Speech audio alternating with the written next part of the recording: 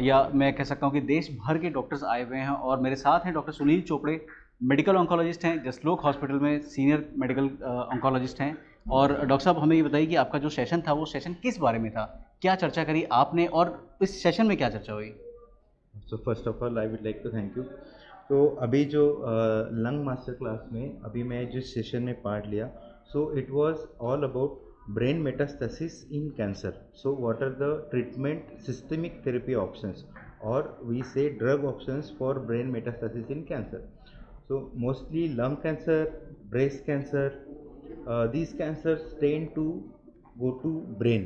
So अच्छा। इनका जब मेटास्टेसिस ब्रेन में होता है तो हम क्या क्या ट्रीटमेंट कर सकते हैं। एक तो होता है रेडिएशन थेरेपी, हम्म।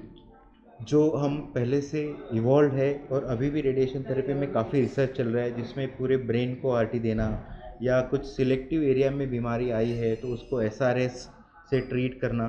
सो डिफरेंट मॉडर्न टेक्नोलॉजीज आई है। साथ ही में जो अभी इवोल्यूशन हुआ है वो हुआ है सिस्टमिक ट्रीटमेंट, जिसको हम बोलते हैं कि ड्रग्स में, मतलब कुछ जैसे खा के। Targeted okay. थेरेपीज हो अच्छा। गई, कीमोथेरेपीज हो गई। तो इन पर्टिनिंग टू जैसे लंग कैंसर में अलग अलग प्रकार का लंग कैंसर होता है, जैसे EGFR positive, ALK positive, ROS positive. इसके लिए अभी टारगेटेड थेरेपीज है। जैसे एग्जांपल ईजेफआर के लिए ओसिमर्टिनिब है, हम्म। हल्क के लिए क्रिजोटेनिब, एलेक्टेनिब, लोरलाटेनिब। सर दवाई मिलती तो ये है नहीं। सारी दवाइयाँ है। ये तो है, लेकिन देखो आज नहीं मिल रही है। हाँ। We are trying to get in a whatever way possible, जो हमारे पेशेंट को मिलनी चाहिए। मे बी एक साल बाद हमें एसेस मिलेगा, लेकिन हमें इसका नॉलेज होना चाहिए। तो ये सारी दवाइयाँ जो है इनका ब्रेन में बहुत अच्छा पेनिट्रेशन है। अच्छा। तो इसके वजह से जो ब्रेन में कभी किसी का लंग कैंसर स्प्रेड होता है, तो ऐसे में अगर हम ये टारगेटेड थेरेपी यूज़ करते हैं तो उसका जो रिस्पॉन्स है वो काफ़ी अच्छा होता है, और जो ब्रेन मेट्स के कारण जो सिम्टम्स आते हैं वो रिजॉल्व होते हैं।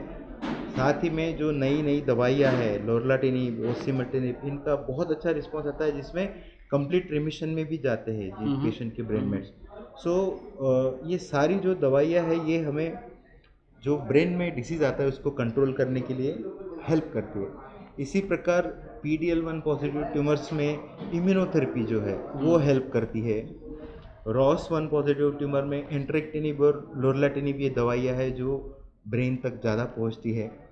सो इस प्रकार जो अभी हमारे पास करंट अवेलेबल ड्रग्स है उसके हेल्प से हम जो ब्रेन में डिसीज़ जाता है या ब्रेन में कैंसर का जो स्प्रेड होता है उसको काफ़ी समय तक रोक लगा सकते हैं। बहुत बढ़िया। मेरे ख्याल से बहुत इंटेंस टॉपिक है ये, क्योंकि मैंने देखा कि करीब करीब 100 के आसपास ऑन्कोलॉजिस्ट भरे हुए थे, पूरा रूम जो है भरा हुआ था और इतना गहन जो डिस्कशन हो रहा था। थैंक यू सर हमें ये अपडेट देने के लिए। और आप कहीं मत जाइएगा, हम फिर आएंगे और आपको और दूसरी अपडेट देंगे। Thank you so much. Thank you. Thank you doctor साहब।